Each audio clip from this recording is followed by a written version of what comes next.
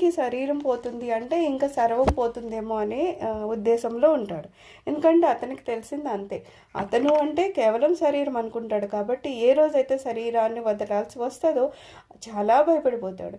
ఎందుకంటే అతనికి ఆ శరీరం వదిలితే ఏమవుతుందో తెలియదు. అసలు ఆ శరీరం ఎందుకు వచ్చిందో, దాన్ని ఎలా ఉపయోగించుకోవాలో, దాని లక్ష్యం ఏంటో ఏం తెలియనప్పుడు శరీరం వదలడం అంటే, అమ్మో ఇంత కష్టపడి చాలా సంపాదన చేశాను కదా, లేకపోతే నాకు ఇంత సంబంధికులు ఉన్నారు కదా, వీళ్ళందరూ ఏమైపోతారు, నా డబ్బు ఏమైపోతుంది, నాకు తర్వాత చచ్చిపోతే ఇంకా నేనేమీ లేను కదా ఇదంతా అని చెప్పేసి అదొక రకమైన భయంలో చాలా భయపడిపోతూ ఉంటాడు.